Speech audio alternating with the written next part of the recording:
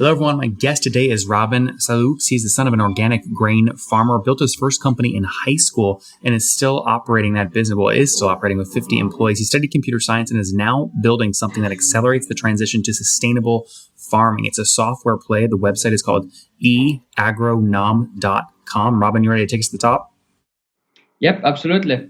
Okay. So I obviously love a situation where there's a computer science major who's familiar with farming, that builds code that you're using yourself. So what got you into like grain and farming? Is it a family thing?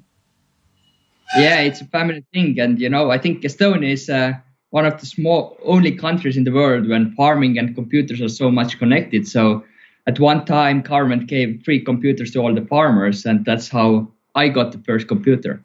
That's amazing. Okay, so what does the business do? Well, I think the main message is that carbon credits will transform farming. And what we do is we provide carbon credits to farmers. And for this, we need a monitoring system, farm management system. And so we give carbon credits to farmers through this. And is it software, though? Is it a SaaS business? Yeah, it is a SaaS business. Well, SaaS for us is more like an infrastructure. Farmers use this to manage the farm and to get the overview of the farm, and then we give successions to farmers. But for us, this is just the infrastructure, and we are building the carbon business on top of it. So how does a farmer pay you? Well, farmer pays us annually. So depending on the package, from few hundred euros a year to like 20,000 euros a year. Mm-hmm. And what is that in USD? Do you know off the top of your head? Well, same numbers basically. Okay, got it. So what's the average monthly price point? Well, $1,000 a year. $1,000 a year. Okay, got it. So something like call it $100 per month, but they sign annual contracts. Yeah, they pay upfront. When did you launch the business? It was in 2016. 2016. And I mean, how did you get your first couple customers? I imagine you were probably the first customer, right? Yeah, well, it started from building a tool for my father. We went through like 20 different tools, didn't find anything good. Then built the one for my father, and other farmers saw this and they wanted to start using it as well. But the problem is that I'm not really very good in tech. And then I called to my friend Stenver, who at the time was head of the dev team in big US company, and then we started together. And how many customers do you have today? 1,500. 1,500. Amazing. So, I mean, can I take 1,500 times 100 a month? You guys are doing about $150,000 a month in revenue. Yep.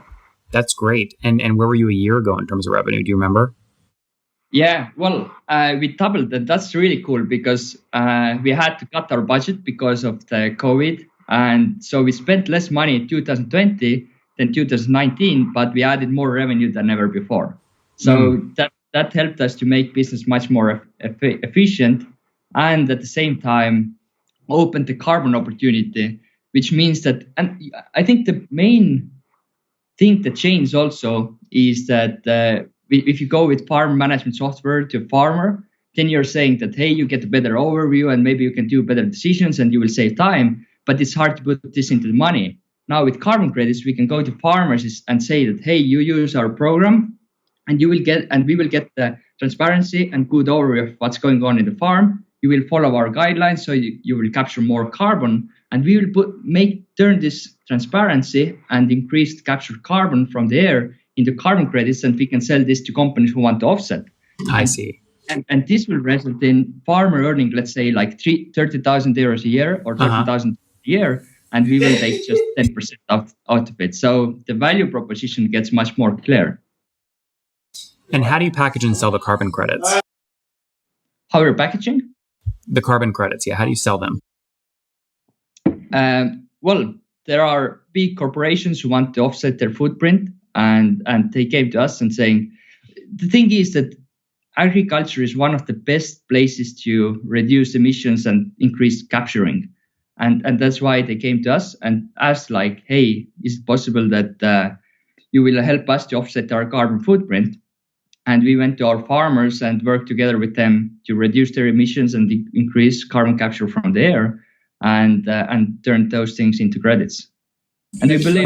But what does that mean though? Like, I guess I don't understand. You have 1,500 farmers using your product. You have ultimate transparency because you're measuring. You're capturing all of the carbon credits that those small farmers could be getting, but they're saying we don't want it, and they give it to you, and you package it and sell it to a bigger company that wants to offset their agricultural costs.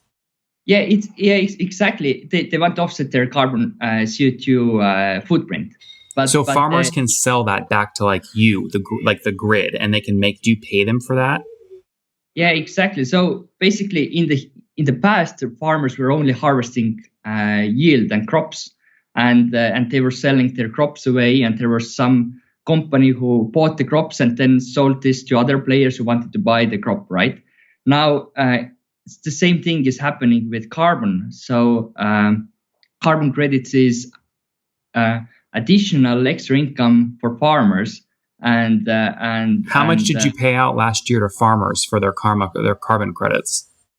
Well, actually, first credits over there are generated by the end of this year. But just to give you understanding, then our current customer base can capture approximately 1 million tons of carbon annually, and this is for $30 million. And this is just our current customer base. Who is putting the value of 30 million on those carbon credits? Is that the local government in Estonia? No. Well, we have customers in 7 countries, include 6 in the European Union and 1 is Australia. But this is it's basically voluntary carbon market, and there's companies like Indigo Ag doing similar things in North America. We are just one of the first mover in Europe. And if you're doing $150,000 a month in revenue today, what were you doing 12 months ago? 2 times less. 2 times. Okay, so half of that. Yeah. So something like $75,000 a month. So you doubled over the past 12 months. Mm-hmm. That's amazing, man. Yeah, and the best thing is with smaller cost base. Now, have you done all this bootstrapped, or did you guys raise capital? No, we raised capital as well. So our own paid customers invested $1 million. So they invested through the holding company. 50 farmers said that they want to be part of the vision, and they invested. But we also have VCs. They have given majority of the money. We have raised $5 million in total, and we have angels as well on board, builders of different unicorn startups. And we're raising $10 million Series A this spring. Okay, so why is 10 million the right number right now? Why do you need 10 million? What will you use it on?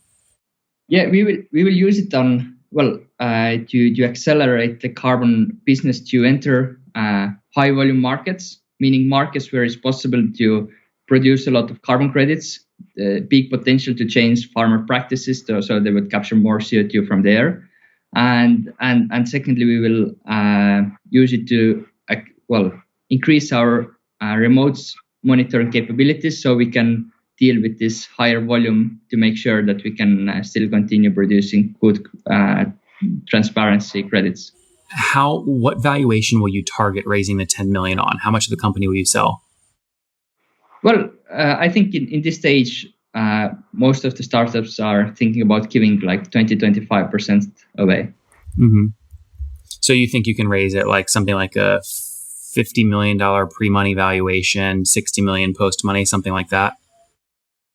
Something like this, yeah. Yeah, interesting. And are you leading this process? Which of the 3 founders is leading the fundraising process? Yeah, I'm leading fundraising. Then we have Stenver, who is more with tech background, focusing on the on the tech side. Then we have Christian Luha, the former executive of Nike, was head of Nike Russia, head of Nike Greece, head of Nike football department, and he's leading the business. And then we have in the leadership team also Mats Rosenberg, leading our carbon program, who was head of sustainable and responsible business in Syngenta, Europe, Australia, Africa, and Middle East. And Syngenta is the biggest agribusiness in the world.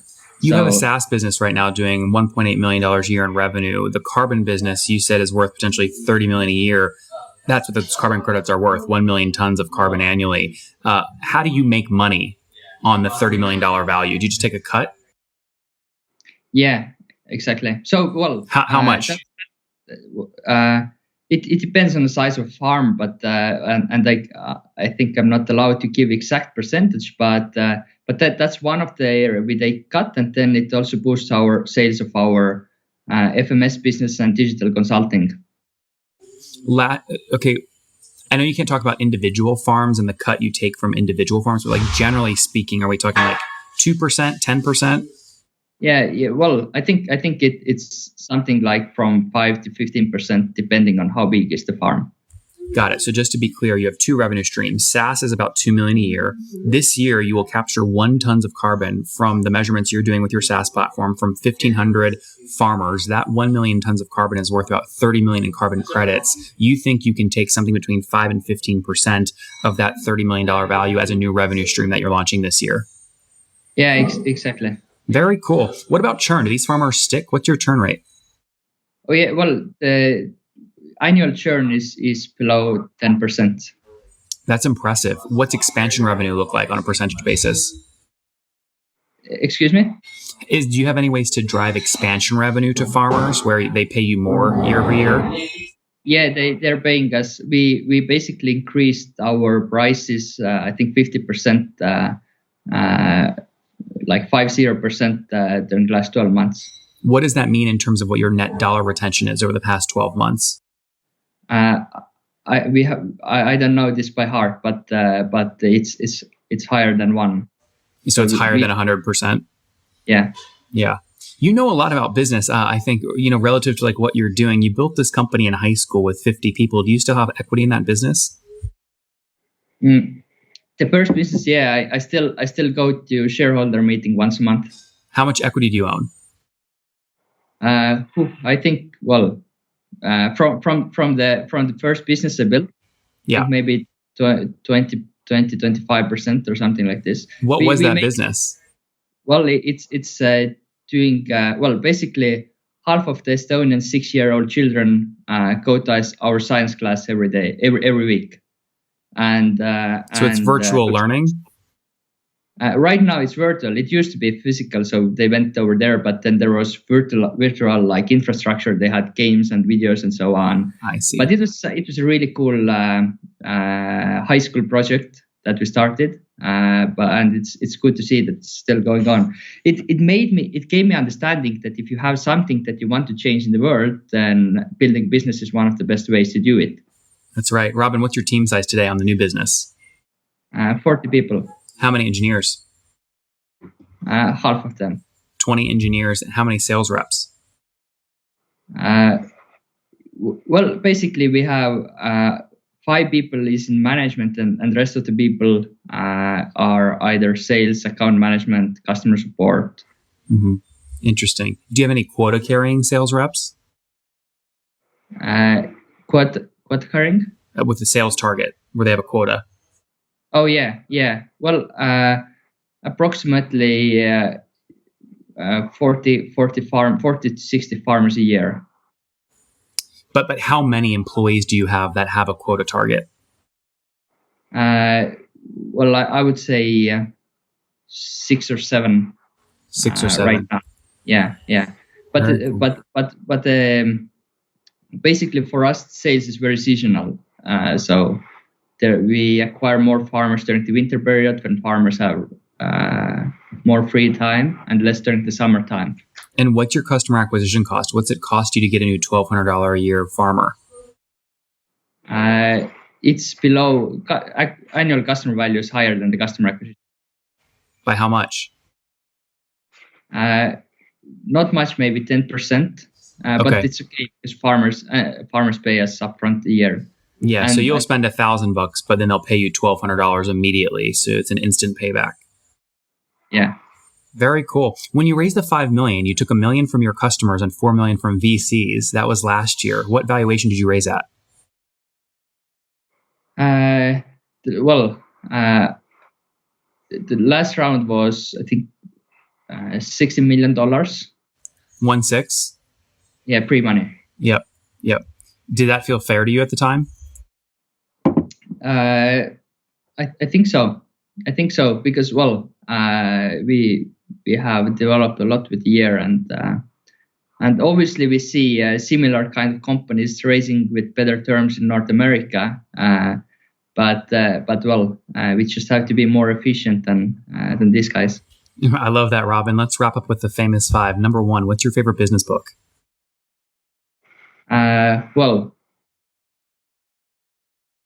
Favorite business book, I would say maybe Steve Jobs' biography.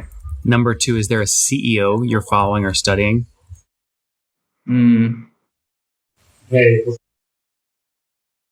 Yeah, I think my father is one of the coolest CEOs I know. What's his name? Robin Saluoks. I love it. Okay, number three, what's your favorite online tool for building the business? Pipedrive. Number four, how many hours of sleep do you get every night? 8. And what's your situation? Married, single, kids? I'm in a relationship with a crazy girl who runs. No, any kids? No kids. And how old are you? I'm 25. 25. Last question, Robin. What's something you wish you knew when you were 20? Don't stress there's no need to stress about anything. It will go very well. Guys, there you have it. eAgronom.com. It's a business that does almost $2 million a year in revenue, servicing 1,500 farmers with a piece of software. They then use the software transparency and data to capture carbon credits, 1 million tons, 1 ton per year. That's worth about $30 million worth of value. That's a new business line they're launching this year, raising $10 million out of between a $40 and $60 million pre-money valuation. Now, the last round was a $5 million round in 2020 at a $16 million valuation. Robin, we're rooting for you. Thanks for taking us to the top. Yeah, thanks. One more thing before you go. We have a brand new show every Thursday at 1 p.m. Central. It's called Shark Tank for SaaS. We call it Deal or Bust. One founder comes on, 3 hungry buyers. They try and do a deal live, and the founder shares back-end dashboards, their expenses, their revenue, ARPU, CAC, LTV, you name it, they share it. And the buyers try and make a deal live. It is fun to watch every Thursday, 1 p.m. Central. Additionally, remember, these recorded founder interviews go live. We release them here on YouTube every day at 2 p.m. Central. To make sure you don't miss any of that, make sure you click the subscribe button below here on YouTube, the big red button, and then click the little bell notification to make sure you get notifications when we do go live. I wouldn't want you to miss breaking news in the SaaS world, whether it's an acquisition, a big fundraise, a big sale, a big profitability statement, or something else. I don't want you to miss it. Additionally, if you want to take this conversation deeper and further, we have by far the largest private Slack community for B2B SaaS founders. You want to get in there. We've probably talked about your tool if you're running a company or your firm if you're investing. You can go in there and quickly search and see what people are saying. Sign up for that at nathanlatka.com/Slack. In the meantime, I'm hanging out with you here on YouTube. I'll be in the comments for the next 30 minutes. Feel free to let me know what you thought about this episode. And if you enjoyed it, click the thumbs up. We get a lot of haters that are mad at how aggressive I am on these shows, but I do it so that we can all learn. We have to counter those people. We got to push them away. Click the thumbs up below to counter them and know that I appreciate your guys' support. All right, I'll be in the comments. See ya.